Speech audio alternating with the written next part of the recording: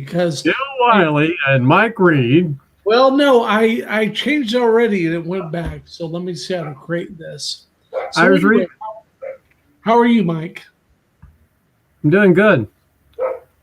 Oh, Well, were you as impressed as I was that 125 people watched this thing?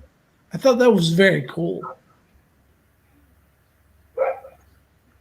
yeah, that's short about 5 people though. That's some slackers out there. Well, it only covers Facebook, not even YouTube. So there's other people on board here as well. So No, it's that's awesome.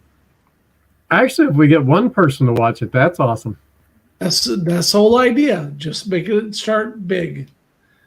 Hey, I stopped in by the little music store with the Cowboy Church Right? today. I told you I met those guys the other day. Yes.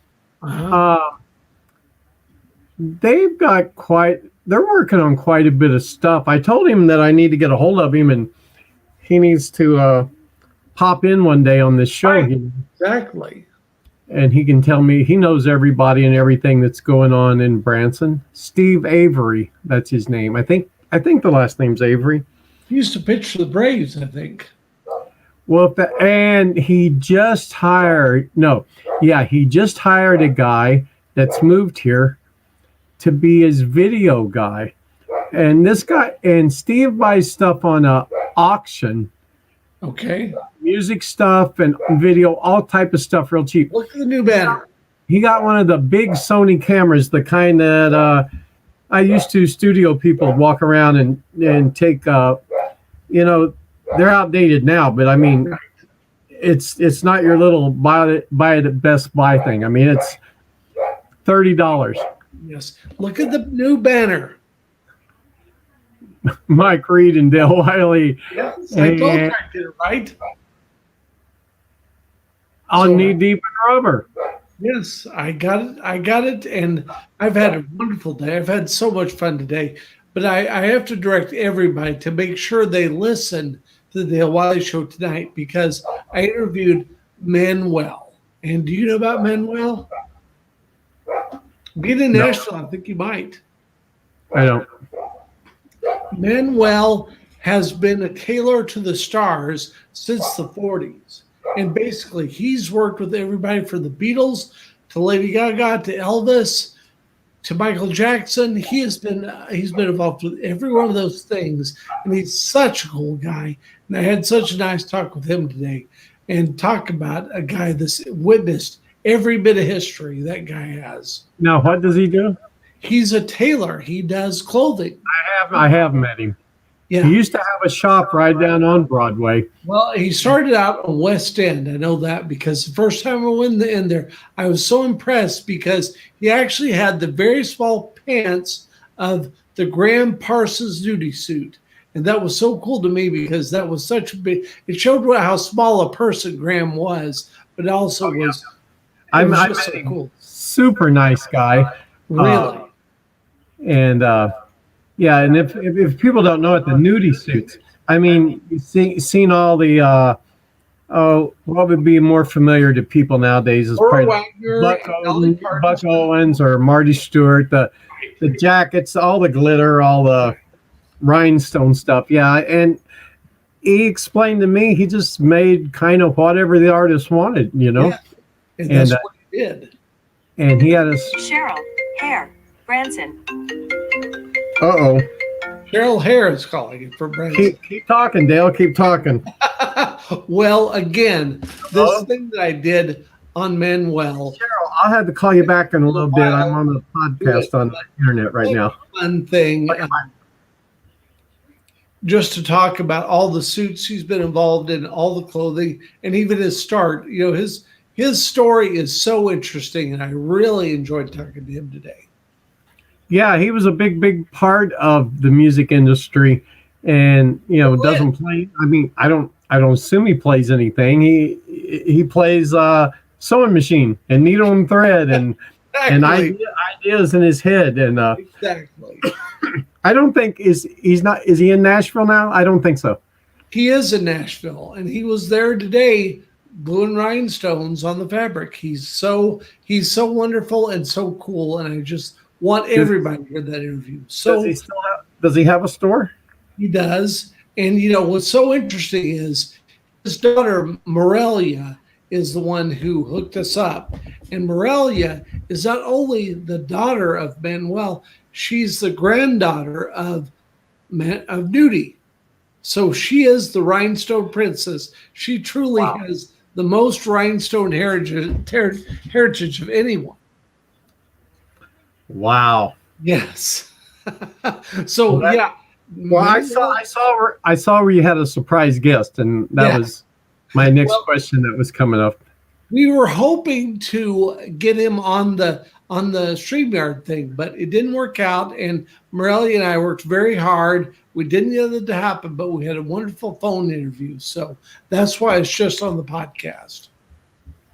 So everyone who is interested in everything from the Beatles to Hank Williams, he worked with everyone. Talk about anyone who's worked with more people. I mean, talk about an incredible life story. Now, talking about him, there's a person named Christopher Amoruso. Okay. He is a supreme cigar box guitarist. He's out of California. Right. This man does anything and everything. He plays guitar. Like an Eddie Van Halen. He knew Eddie Van Halen. He's a professional photographer. He did stories on Elvis through photography, through Elvis's daughter and Priscilla and stuff. So anybody and everybody that's been anybody in Hollywood, he's done their photography, or he etches their picture in stone or chalk, or this guy, but a guitarist and a singer and a player. Oh my gosh, I can't believe this guy. He always has the bandana on and the motorcycle looking aircraft sunglasses things, I'll have to send you a video of him just so you can see. The guy is incredible. I mean, he's an incredible person, and he's a total animal lover. He rescues animals on his ranch. He has a donkey and a turkey and a couple of squirrels and a couple of cows. And these animals, he sets out and plays, and he just wears boots. I mean, it's an old ranch. I mean, and he's got, I don't know if it's a wife or his girlfriend and another one that lives there, and everything's decorated over all retro. And he'll just set out on a rock in the yard, or a post, and the cow and the donkey and stuff will just come up and lay their heads on his shoulder and lets him sing to him. He had a pet skunk. Anything and everything. He's just an animal lover. He just does everything. And I love to just see the guy on the internet, what he's up to, but you'd never dream. You just think, wow, he's a very awesome musician and a singer and a writer and a player. And then all of a sudden you find out, that wasn't his first thing. His first thing was photography. And he's done everybody. Eddie Van Halen was a good friend of his. I mean, anybody and everybody that's been big time in the music business. Yes, they're all friends. He's just that guy, kind of like Manuel. Definitely everybody in the country music business knew. Even just the name. He did Michael Jackson's Sequined Glove.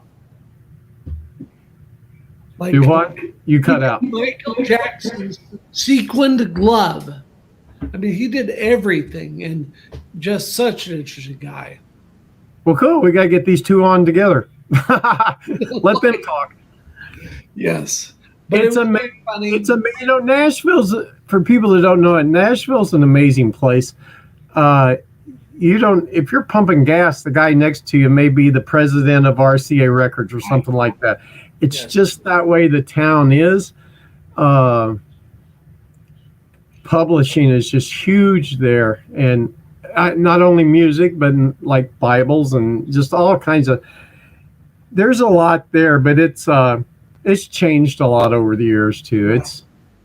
It's getting, and a lot of artists have left there because they say they're not just going to do the music politics, award shows. You see award shows and you see guys, entertainer of the year, or vocalist of the year, and some of these people, you're like, who is this?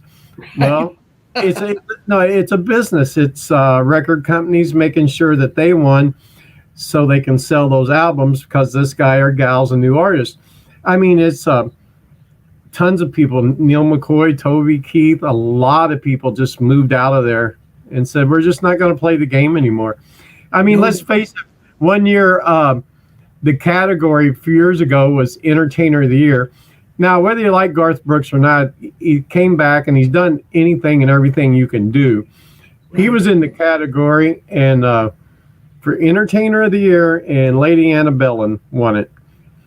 And But that's always been the case. It just always changed. The taste changed too. It's just always different. Well, yeah, like the award shows. Yeah, they're not. Once upon a time, everybody thought they were Entertainer of the Year. Oh, I bet it's going to be Alabama or this or that. But it's so much not that. It's all about the behind the scenes stuff. Well, never forget someone lit John Denver on fire when he won the Artist of the Year. Lit the paper that has his name on it when he won the Artist of the Year.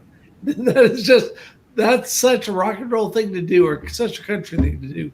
But talk about things don't change. Lighting the paper on fire when John Denver won the award, and I think it may have been Charlie Rich is who I think it was. I don't know who it was. Wow. Yeah, it's different. It's not like it used to be.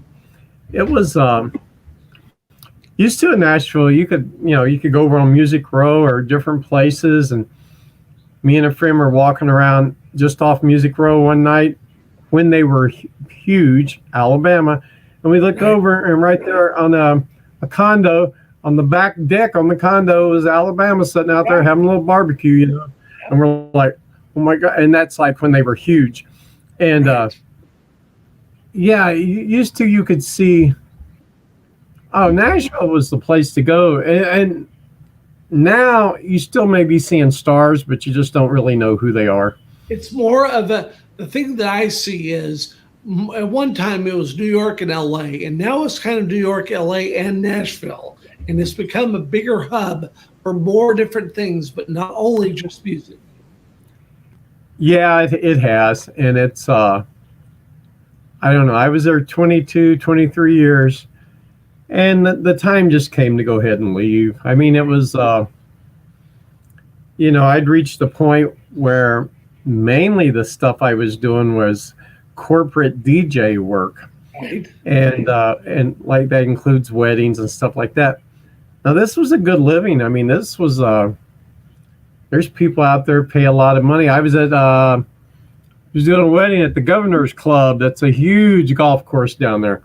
Right. I was doing the wedding, and the bride came up and she goes, "Can we go another hour?" And this is what you learn in that business. I said, first thing we have to do is talk to the owner. Right. Because if I go an extra hour and I make money, there's a wait staff and a cleanup crew that are just waiting to clean up, and they're not getting paid an extra hour to do it. No, they get their money that they get to come in and do it, and it ends up causing a lot of friction. Right. And the dad was there, and he walked up and he asked the girl, are you going to do another hour or 2 hours? She goes, well, Mike's concerned about the other help. Right. He looked at me and said, don't worry about it. I'll take care of everything. He goes, I built this place. This is my country club. One of the hugest country clubs in Nashville. I mean, it's, and it was his. I didn't know though, I did contracts. I met with the bride and the groom, and yes. I didn't meet with the parents. I didn't know, but you were all the time running into stuff like that. It was different, but, talking about the time that, talking about get it back to our hometown. Talking about, I remember during the Branson move of like 92 and 93, things you would see. And I so remember Doug Murray one day picking up Loretta Lynn having broken down on the road and taking her into Branson. It's just something that could happen every day. It was all different people and all different stories. Yeah, Branson's done a lot over the years, and especially me. I mean, whenever I was gone for like 22 years and hadn't saw the area, oh my gosh, I was shocked to get back. And I'm still here a year later. I'm still just learning all the back roads to everywhere. But it's, no doubt. So what's the biggest change? Down here? Yeah. That's right. That's right, world. I am in Branson, Missouri. And no, what is the biggest change in Branson? I think it's got, if you can get too commercial, it's got very commercial. I mean, but that's life. I mean, money runs everything, and it's the biggest change. It's just got too fast paced and commercial. I mean, it's more diversified for sure. Yeah, I don't even know, and I don't. That's not a bad change. It's just the way it's different. Used to, this town was all about the lakes and Silver Dollar City and all night. And this town also, and used to, yeah, it went. I mean, it was booming, and now when the shows let out at night, you'll see people. There's a couple different places where they can go eat late at night, or in the area where the big giant Ferris wheel is, there's go-karts and things like that. That's packed out. And Andy's Custard, that's always packed out. But that's it. You can go down the rest of the strip and it's just kind of empty.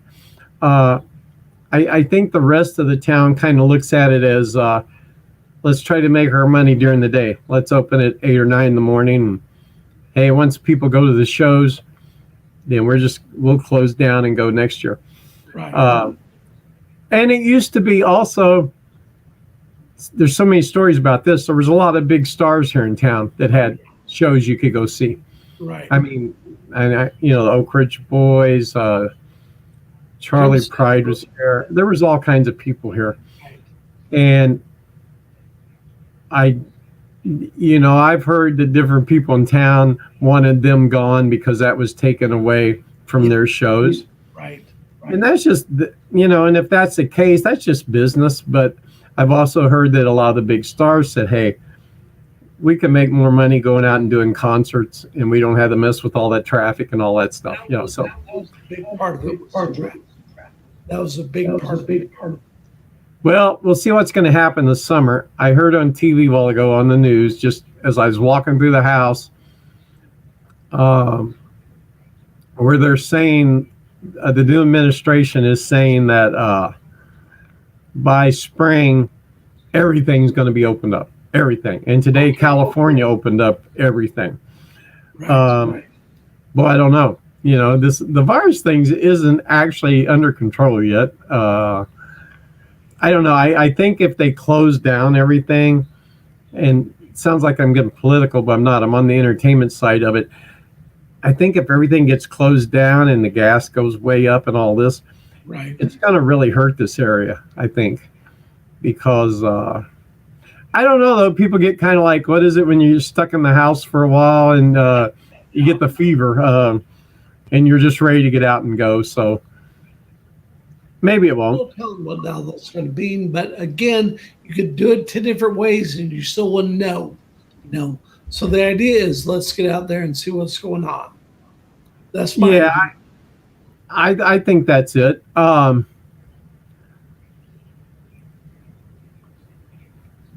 don't know. I think they're trying to cater more to the younger crowd. I mean, no doubt, in the 20s to 30 and kids. And I think, well, I don't know. It's there's a lot of variety here. Now, I will say this because I worked in Pigeon Forge in Gatlinburg. Right. I like the way they've got that area laid out a lot better than here. Okay. They've got, they got an 8-mile strip that's everything. Because it's funny when you're there, you say, "Where's the Dolly Parton's place. Right. Oh, it's at stoplight 8. Everything's by a stoplight. How about Hatfields and McCoys? Oh, it's up at stoplight 3. Wow. And they've got the whole road through there that's basically 4-lane with a center lane that you can get over in, Right. just every little bit to cross over. Right. And the traffic, yeah, they pump a lot of people in there. But that's kind of what Branson used to be. I think Branson built up, and there's so much stuff here, there's not room to expand out to the sides. Right. Right. So they made all the little roads on the sides, and this route and this route and this route. I think it's a cool area. I mean, I'm not a young chicken, so it's You're clearly not. I wanted to go somewhere and that I could probably spend the rest of my life doing stuff in the entertainment business. And I tossed the two around, and this seemed to be the place, the Ozarks. You made And the it's- right choice, clearly. Well, and I even get with my mom, and we'll be driving to the doctor or something, just through town or around town, back roads. I said, this is really a beautiful area. It really is. There's hills and trees, and it's really nice. And you drive down to the lake. It's really nice. And I don't know. Next, ding. Where's my bill? No, Where's my but- bill at? right. Okay, Stuff. I've got the bill Talk somewhere. about all the stuff about learning how to make this show 30 minutes and everything else. We talk a lot when we're not on the air, but it's fun to see how everything is coming together and getting bigger, even in just a short period of time. Learn how that all comes together. Well, it really does. I mean, and if you're going to have an entertainment type business here, you better have some character with it. Right. I mean, and people don't understand. A lot of the entertainment people here, they go to different states where they have bus conventions for the tourists that come here, Right. and they get up and do their little thing. Now, see, when I was on the road playing, we did a lot of fair showcases. Every state has one, and they get to see all kinds of entertainment to bring to their fair. And we did a lot of those. Well, that's the way this town works too. They go out and people get a night before those buses roll into this town. They know they've got these people's trip lined out. Oh, we're going to take you to this show on Monday night. On Tuesday night, we're going this one. Now Wednesday, we're going to Silver Dollar City, and Thursday we're doing. And it's a neat business, and there's a lot of variety here. There is. I think they need some more stuff for the kids. That's why we've talked about some stuff that kind of falls into the kids market, and kids are your best entertainment. They really are. And parents will always spend money for their kids. They will. No doubt about it. And I don't know. Now I think for people that aren't in this area, I think it's supposed to snow here tomorrow. Okay. Or which is big news around here. I mean, you may live in Wisconsin or Minnesota and go, well, that's just a every other day thing here. But here it's pretty cool because when it snows, we don't get a ton of it, but it's pretty. Right. It used to happen more often than it does now, that's for sure. Yeah. But this thing we're doing here, you guys, with Dale Wiley, I wish, no, that's something I'll talk to you later about. I guess the trick to what we're doing and what you're doing is just by word of mouth, getting this out there so other people tune in. Start to grow an audience, and that's the biggest deal of just like being there and being persistent. And I've changed the name so it says Dale Wiley and not semicolon. So, Well, you need to change that back to Dale Wiley and Mike Reed, I think. no. Yeah. All right, you better, because tomorrow it's going to say Dale Wiley, and my name's going to be Sidekick. What 4 happened here? o'clock Sidekick. You had a different name that you were going to put in there for today. What's up with that? Okay, let's just switch places a minute then. Okay. Hi, Dale. What you do today? Well, Okay. today I'll tell What's you. your favorite band? What song do you like by that band? Okay, I'll do it. Was you ever in the road crew for Kiss? Okay. What No, about Craig? No, I'm being stupid. Road crew for Dixie, your band. For That one was my night in Spring, Missouri. Me and Keet Reed. We were the sound crew for Dixie. You know what? I had a one time stopped at a convenience store. The whole band did. Right. And it was a compliment. It started out to be kind of like one of those where you wanted to look at the guy and go, "What a jerk!" Only not the word jerk. Right. So the guy walked up to my drummer and he goes, "That's your singer right over there, isn't it? The front guy for your band." He said, "We've seen you a couple times this week." Frank said, "Yeah, that's him. That's Mike." He goes, "Man, is he just kind of cocky, or does he just think he's better, just the greatest person in the world up there?" And Frank Moan just took it on his own. He said, "No." He's just, when he performs, he's very much into it, and he's very positive about why he's doing it. And to him, it's a job. We got to do this right. Frank goes, "In fact, why don't you go over there and talk to him? You'll find it's probably one of the nicest guys you ever met in your life, right. Frank says, "We all love it to death. That's why we're in this band and we play." And then my only other, here's a quickie for you, a quick story. That's how I work. Things remind me.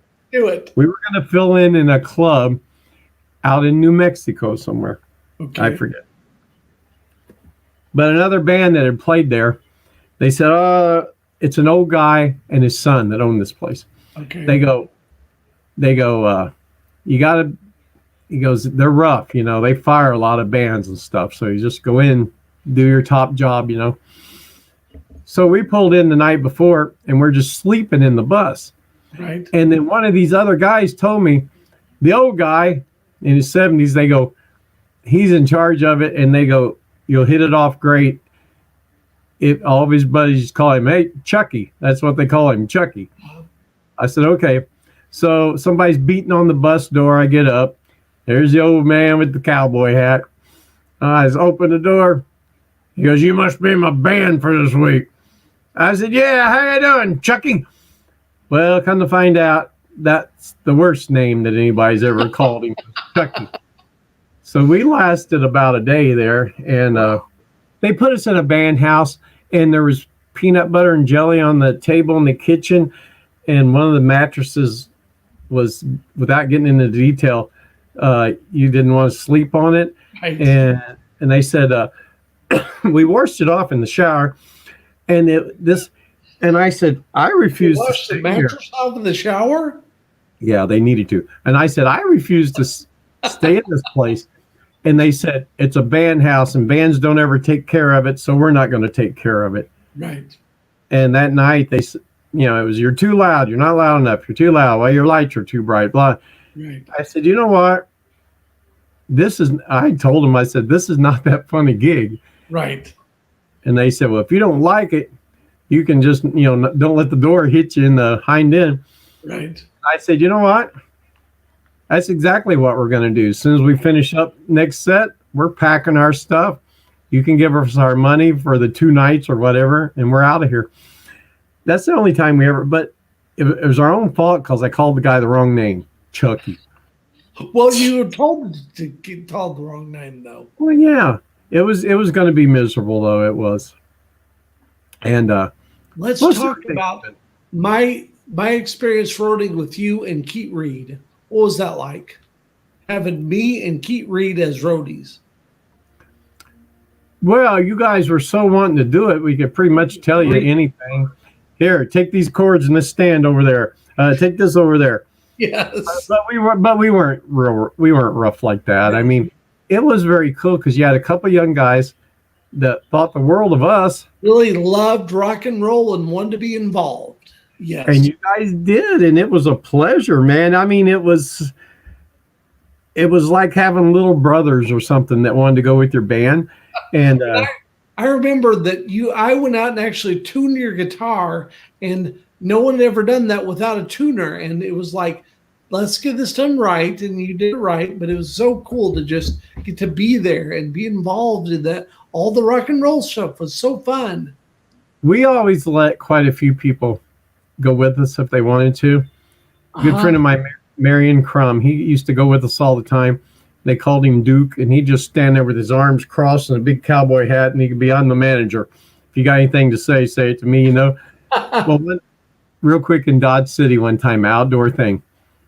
I said, Marion, because Marion was in charge making sure the PA was where everything was working before he went on stage. Right. I said, Marion, you got to do something because we don't have any monitors and we're outside. Right. There's nothing there. He said, well, everything's plugged in like you told me to. Everything's just... So we were on break. So I walked over and I go, well, I think I found the problem, Marion. You didn't turn the power amp on that runs the monitors. Right. Oh, well, you didn't tell me I had to turn that on. Oh, okay. But more people and more guests tomorrow. And once again, Knee Deep in Rubber is signing out. We're out of here.